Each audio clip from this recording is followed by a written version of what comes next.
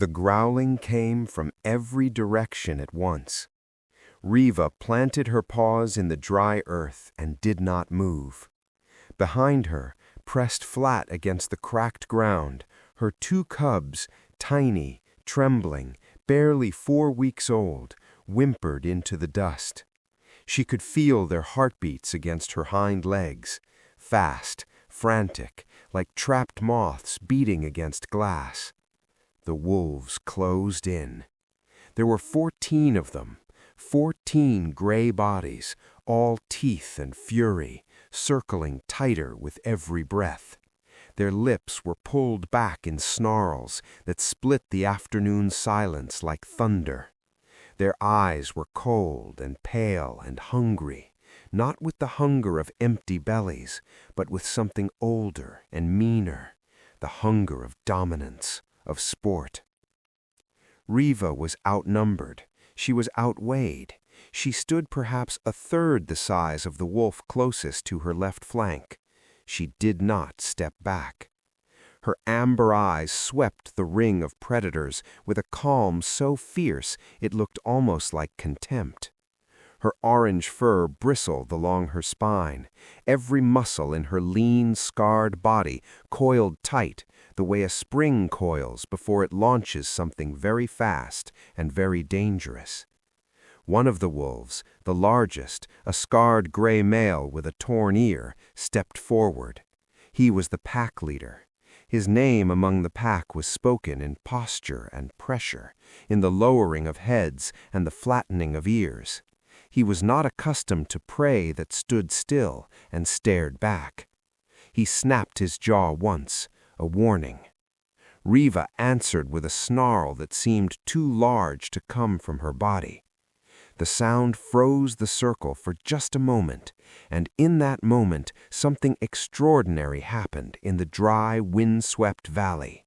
A red fox, completely surrounded, chose to fight. She had not always been this way. Before the fire season had pushed the wolves into the lowland flats, Reva had raised her cubs in a narrow den carved beneath the roots of a twisted oak on the valley's eastern slope. She had hunted quietly, moved carefully, taught her cubs, she called them Pip and Brom in the low, chirping language of foxes, to stay hidden when shadows passed overhead. But 3 days ago, the pack had driven her from the den. She had escaped with Pip tucked in her jaws and Brom scrambling at her heels. They had run until her paws bled. They had rested in a dry riverbed, hidden beneath a shelf of crumbling clay. This morning she had made a mistake. She had ventured into the open flats, searching for water, her cubs too weak to leave behind. The wolves had picked up her scent within minutes. Now here she stood, center of the ring, mother of 2, alone. The torn-eared wolf charged first, not full speed, not yet, but a testing lunge meant to make her break, to make her run so the pack could chase. Wolves understood that a fleeing prey was a defeated prey. Reva did not run. She feinted left, dropped low, and snapped at his muzzle with a precision that drew blood. The wolf yelped, actually yelped, and scrambled back. The circle hesitated. Here is something few animals in that valley understood about foxes. They are not built for endurance battles, but they are built for speed, agility, and nerve. A red fox can change direction at full sprint 17 times in a single second. Their reaction times are among the fastest of any land animal their size. Reva was not strong enough to defeat 14 wolves, but she was smart enough to make them believe she might. She shifted constantly, never letting the wolves settle into a coordinated attack. She used her size as an advantage, ducking under lunges that would have caught a larger animal, darting through gaps in the circle, and forcing 2 wolves to nearly collide with each other. All the while, she herded Pip and Brom with subtle nudges, a brush of her tail here, a soft nip there. guiding them inch by inch toward the eastern edge of the ring, where the grass grew tall and the ground dipped into a shallow gully.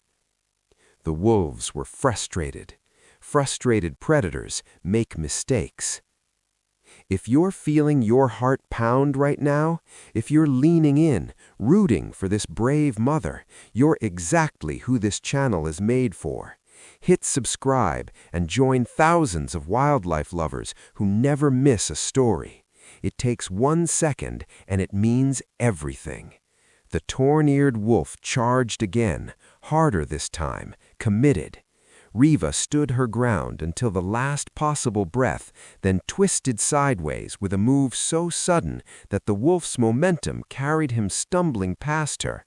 His flank struck the ground hard, and in the dust and confusion, his packmates pulled back instinctively. 1 second. That was all Reva needed. She scooped Brahm by the scruff, shoved Pip with her nose, and bolted for the gully's edge. The tall grass swallowed them whole. She ran in a zigzag pattern through the reeds, cutting back twice, crossing her own scent trail in overlapping arcs, a trick foxes have used for thousands of years to break a scent chase. The pack pursued, but the gully narrowed into a rocky channel too tight for their broad shoulders. One by one, the wolves slowed, milled, sniffed the churned air in frustration. The scent vanished. Reva had won. 300 meters downstream, in a cool shadow beneath a stone overhang, a fox curled herself around 2 sleeping cubs. Pip pressed his tiny nose into her belly. Brahm tucked his paws beneath her chin.